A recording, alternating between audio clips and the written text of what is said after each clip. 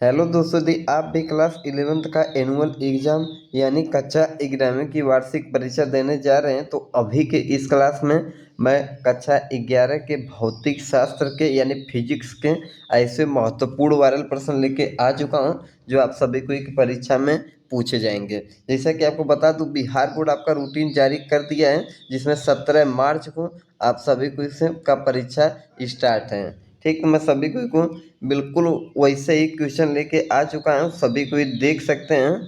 सभी कोई आपका वाटर मार्क भी लगा है जिसमें आप सभी को बता दूं कि खंड अ में वस्तुनिष्ठ प्रश्न देखने को मिलेगा जिसमें 1 से लेकर 70 तक ऑब्जेक्टिव दिया रहेगा जिसमें से आप सभी को 35 ऑब्जेक्टिव का ही आंसर करना है।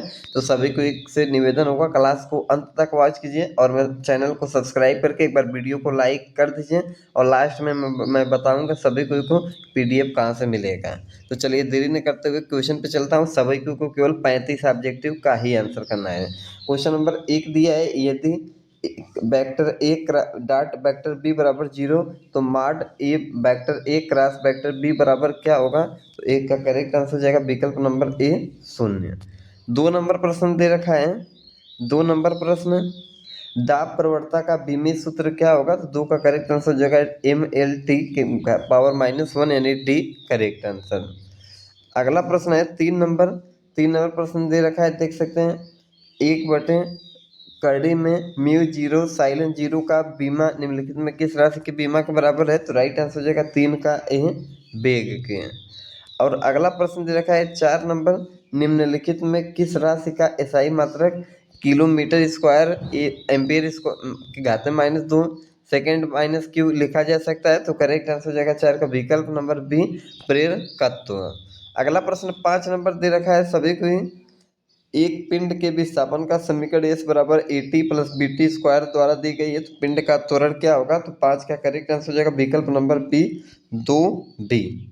6 नंबर प्रश्न दे रखा है, अगर किसी कण का विस्थापन समय ग्राफ y बराबर mx प्लस c द्वारा निरूपित किया जाता है तो कण गतिशील है किस चाल से। तो करेक्ट आंसर हो जाएगा 6 का बी नियत वेग से। सभी को ही 7 नंबर प्रश्न है, सदिश कैफ आई प्लस कैफ जे द्वारा एक्स अक्ष के साथ बना कोण कितने अंश का होता है। तो 7 का राइट आंसर हो जाएगा 45 अंश यानी विकल्प नंबर बी। सभी को फटाक से चैनल को सब्सक्राइब करके वीडियो को लाइक कर दीजिए। 8 नंबर प्रश्न दे रखा है, सदिश एफ वेक्टर बराबर 4i कैप -3j कैप के लंबवत दूरी सदिश क्या होगा। तो करेक्ट आंसर हो जाएगा 8 का ए। नेक्स्ट क्वेश्चन पे अगला प्रश्न दिया है 9 नंबर पे, अगर vector A cross vector B बराबर वेक्टर 0 तथा B vector B cross vector C बराबर वेक्टर 0 तब vector A cross vector C का मान क्या होगा। 9 का करेक्ट आंसर हो जाएगा विकल्प नंबर ए 0 वेक्टर। अगला 10 नंबर प्रश्न पे दे रखा है सभी को ही, आर त्रिज्या वाले वृत्तीय पथ पर समान चाल v से एक कण गतिमान है, आधा वृत्त तय करने में लगे समय में कण का औसत त्वरण क्या होगा। तो 10 का करेक्ट आंसर हो जाएगा बी 2b स्क्वायर बटे आर। और अगला प्रश्न 11 नंबर दे रखा है, गुरुत्व के अधीन मुक्त रूप से गिरती हुई वस्तु का एक समान होता है। 11 करेक्ट आंसर डी हो जाएगा त्वरण। अगला प्रश्न दे रखा है 12 नंबर, वेग समय ग्राफ और समय अक्ष के बीच का क्षेत्रफल कितना होता है। तो राइट आंसर हो जाएगा 12 का बी तय की गई दूरी के बराबर। 13 नंबर प्रश्न दे रखा है सभी को ही, किसी पिंड पर समरूप बल लगने पर निम्नलिखित में राशि स्थिर रहती है किसका। तो 13 करेक्ट आंसर हो जाएगा बी का यानी त्वरण का। 14 नंबर प्रश्न पूछा है, यदि अभिलंब अभिक्रिया दोगुना कर दिया जाए तो घर्षण गुणांक हो जाएगा। तो 14 का सी हो जाएगा समान हो जाएगा। 15 नंबर प्रश्न दिया है, 1 किलो द्रव्यमान की वस्तु की गतिज ऊर्जा 1 जूल है तो उसका वेग क्या होगा। 15 का करेक्ट आंसर हो जाएगा विकल्प नंबर ए 0.45 mn। अगला अगला क्वेश्चन है 16 नंबर, एम द्रव्यमान की वस्तु का रैखिक संवेग p है तो उसकी गतिज ऊर्जा क्या होगी। 16 करेक्ट आंसर हो जाएगा डी p स्क्वायर बटे 2m। अगला प्रश्न पे चलते हैं 17 नंबर, दे रखा है द्रव्यमान यम तथा गति v से चलता हुआ पिंड एक दीवार के लंबवत टकराता है तो टक्कर के बाद उस v से लौटता हुआ दीवारों की संवेग क्या होगा। करेक्ट आंसर हो जाएगा 17 का सी 2mv। 18 नंबर प्रश्न दे रखा है, एक समान ताप पर दो बाल टकराते हैं संरक्षित भौतिक राशि है। करेक्ट आंसर हो जाएगा 18 का डी, समवेग। एक एक क्वेश्चन को अच्छे से रट के जाइए, यही क्वेश्चन परीक्षा में पूछा जाएगा। 19वां प्रश्न है, एक गोलाकार गेंद को 64 सेंटीमीटर ऊंचाई से गिराए जाने पर 36 सेंटीमीटर ऊंचाई तक उछलती है, टक्कर का विस्थापन गुणांक क्या होगा? तो 19 का बी हो जाएगा 3/4। अगला प्रश्न 20 नंबर दे रखा है, समान द्रव्यमान के दो कणों में एक स्थिर है तथा दूसरे का त्वरण वेक्टर ए, इस निकाय के द्रव्यमान केंद्र का त्वरण क्या होगा? तो 20 का correct answer B, vector A/2। 21 नंबर प्रश्न दे रखा है, एक कण एक अक्ष के समांतर नियत वेग से चल रहा है, मूल बिंदु के सापेक्ष उसका कोणीय समवेग क्या होगा? तो 21 का बी हो जाएगा, नियत रहता है। 22 नंबर प्रश्न में चलते हैं, एक ठोस गोले तथा एक पतले गोले खोखले द्रव्यमान का उसके व्यास के गिर्द जड़त्व आघूर्ण बराबर है, तो उसकी त्रिज्याओं के बीच अनुपात क्या होगा? 22 का करेक्ट आंसर हो जाएगा डी, कड़ी में 5 अनुपात कड़ी में 3। 23 नंबर प्रश्न है, खोखले गोले के भीतर गुरुत्व विभव क्या होता है? तो 23 का बी हो जाएगा, समरूप रहता है। अगला प्रश्न 24 नंबर दे रखा है, एक वलय का द्रव्यमान यम तथा उसकी त्रिज्या r, वलय के केंद्र से गुजरते हुए उसके बल के लंबवत अक्ष के परितः उसका जड़त्व आघूर्ण क्या होगा? 24 का करेक्ट आंसर हो जाएगा डी, mr²। अगला प्रश्न पे चलते हैं 25 नंबर, जब दूध को मथा जाता है तो मक्खन अलग होता है, इसका कारण क्या है? तो सी हो जाएगा अपकेंद्र बल। 26 नंबर प्रश्न दे रखा है, द्रव्यमान यम का एक पिंड घूर्णन अक्ष से परितः एक समान कोणीय वेग W के साथ घूमता है, इस अक्ष के परितः इसका जड़त्व आघूर्ण I है, तो इसका कोणीय संवेग हो क्या होगा? तो 26 का राइट आंसर हो जाएगा डी, I। नेक्स्ट क्वेश्चन पे चलते हैं। अगला क्वेश्चन दिया है 27 नंबर, एक ठोस गोले के बाहर स्थित बिंदु P पर गुरुत्वीय विभव V बराबर gmx है बटे x है, तो जहाँ गुरुत्वाकर्षण नियतांक तथा m गोले का द्रव्यमान है, तो इसमें x का वैल्यू क्या होगा? तो राइट आंसर हो जाएगा 27 का, बिंदु P के गोले के केंद्र से दूरी है। 28 नंबर प्रश्न है, किसी वस्तु का संवेग 20% बढ़ा दी जाती है तो उसकी गतिज ऊर्जा में वृद्धि होगी। 28 का राइट आंसर हो जाएगा सी, 44%। 29 नंबर प्रश्न दे रखा है, सभी को एक ठोस गोला बिना फिसले क्षैतिज समरूप पर लुढ़कता है, इसका कोणीय गतिज ऊर्जा तथा रेखीय गतिज ऊर्जा का अनुपात ... के बराबर होगा, तो राइट आंसर हो जाएगा 29 का ए, 2/5। 30 नंबर प्रश्न दे रखा है, पृथ्वी की त्रिज्या r तथा द्रव्यमान m है, गुरुत्वजनित त्वरण g तथा g का अनुपात बराबर क्या होगा? Capital G. तो 30 का करेक्ट आंसर सी हो जाएगा, mr²।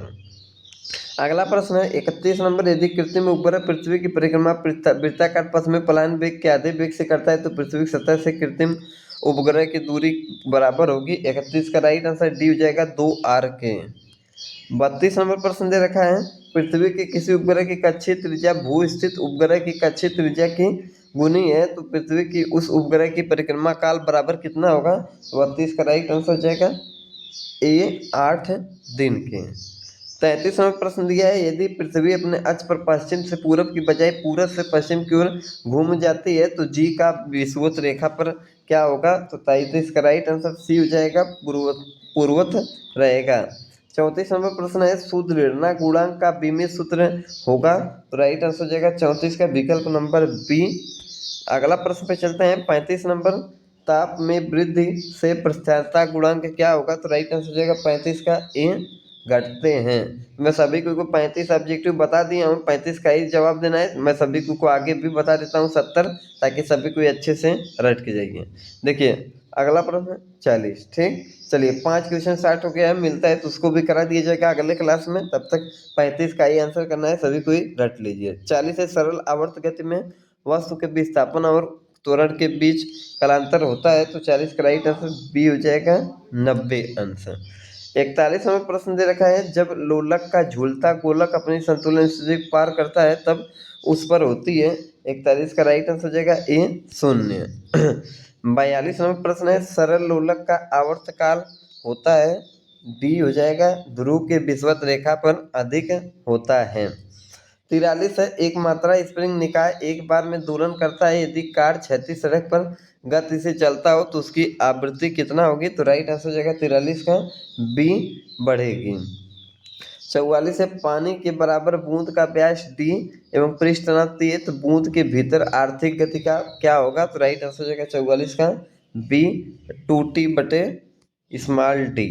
अगला प्रश्न दे रखा है 45 नंबर, 4 सेंटीमीटर त्रिज्या का पारे का गोला बनाने में किया गया कार्य बराबर होगा, तनाव इतना दे रखा है। तो राइट आंसर हो जाएगा 45 का सभी कोई सी आंसर।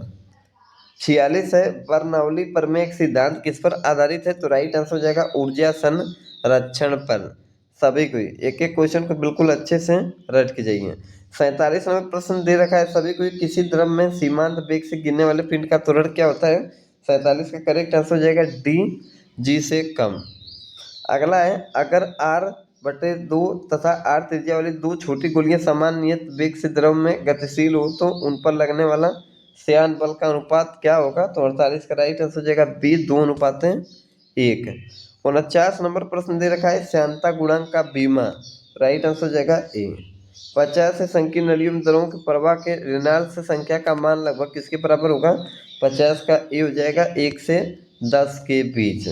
51 नंबर प्रश्न दे रखा है केल्विन पैमाने पर एक पिंड का ताप x के है तथा फारेनहाइट पैमाने x माना जाता है तो x का वैल्यू क्या होगा? तो 51 का बी हो जाएगा 574.25। 52 है, धातु की एक ठोस गेंद कोण है, यदि गेंद गर्म करने पर कोण का आयतन क्या होगा? तो राइट आंसर हो जाएगा बढ़ेगा, यानी विकल्प नंबर बी। 53 नंबर प्रश्न है, दाब बढ़ने पर बर्फ के गलनांक क्या होंगे? तो राइट आंसर हो जाएगा बी घटता है। 54 है, पानी के वाष्पन की विशिष्ट गुप्त ऊष्मा का मान होता है, तो 54 का राइट आंसर हो जाएगा बी 536 kgCl। चलिए अगला प्रश्न दिया है 55 नंबर दे रखा है द्रव्य के अवस्था परिवर्तन के समय पर ताप निर्भर करता है, 55 का बी हो जाएगा दाब पर। अगला प्रश्न 56 है, नियत ताप पर 7 पर किस द्रव गैस के अणु का गर्म माध्य मूल चाल के अधिकतम होता है? तो राइट आंसर हो जाएगा 56 का ए हाइड्रोजन। अगला प्रश्न है 57 नंबर, नियत दाब पर किसी गैस के लिए द्रव्यमान का आयतन क्या होगा? तो राइट आंसर बी हो जाएगा परम ताप के समानुपाती होता है। 58 नंबर प्रश्न है, ऊष्मागतिकी के प्रथम नियम में निम्न में से क्या संरक्षित रहता है? तो राइट आंसर 58 का ए हो जाएगा अणुओं की संख्या। 59 नंबर प्रश्न है, ऊष्मा हानि की दर वस्तु और परिवेश के ताप के अंतर के समानुपाती है, यह कथन किसका है? तो 59 का राइट आंसर सी हो जाएगा न्यूटन के शीतलन नियम का। 60 नंबर प्रश्न है, किसी चक्रीय प्रक्रम में किसी गैस की आंतरिक ऊर्जा क्या होती है? तो राइट आंसर हो जाएगा ए बढ़ती है। 61 है, प्लांक नियतांक का मान क्या होता है? तो 61 का बी हो जाएगा 6.62 गुणे 10⁻⁻34 जूल सेकेंड। 62 है, समतापी अवस्था में ऊष्मागति के प्रथम नियम का निरूपण होता है, 62 का ए हो जाएगा dq बराबर dw। 63 है, ताप के बढ़ने से गैसीय माध्यम में ध्वनि की चाल क्या होगी? तो 63 का बी हो जाएगा बढ़ती है। 64 नंबर, विस्पत की उत्पत्ति के लिए ध्वनि तरंगों में निम्न में से कौन सा कागज उत्तरदायी होना चाहिए? तो राइट आंसर हो जाएगा 64 का बी अपवर्तन। 65 है, खुले आर्गन पाइप में उत्पन्न तरंगे होती हैं, 65 का करेक्ट आंसर हो जाएगा सी अनुदैर्ध्य एवं अनुप्रस्थ दोनों। अगला प्रश्न 66 नंबर दे रखा है, किसी स्वर की तीव्रता का स्तर यदि इतना डेसिबल हो तो तीव्रता बराबर किसके होगी? तो करेक्ट आंसर हो जाएगा 66 का बी 10⁻⁻10 W/m²। 67 है, तरंग दैर्ध्य लैम्ब्डा की अपरगामी तरंग में दो निकटवर्ती स्पंदन के बीच की दूरी क्या होगी? तो 67 का बी λ/2। अगला प्रश्न दे रखा है 68 नंबर, ध्वनि की प्रबलता किस पर निर्भर करती है? तो राइट आंसर हो जाएगा 68 का विकल्प नंबर बी आवृत्ति पर। 69 दे रखा है, यदि दो तरंगों की तीव्रता का अनुपात 4:1 है तब उनके आयामों का अनुपात क्या होगा? तो 69 का ए हो जाएगा 2:1। और अगला प्रश्न अंतिम प्रश्न पे चलते हैं 70 नंबर पे, डोरी का तनाव बढ़ने पर से अनुप्रस्थ कंपन की आकृति क्या होती है? तो 70 का बी हो जाएगा बढ़ती है। मैं सभी को 70 में 70 ऑब्जेक्टिव बता दिए हैं, सभी को चैनल को सब्सक्राइब करके वीडियो को लाइक कर दीजिए और मैं इसका सब्जेक्टिव भी अपलोड कर दूंगा, तो आगे अन्य भी पेपर के लिए सभी को चैनल को सब्सक्राइब कर दीजिए।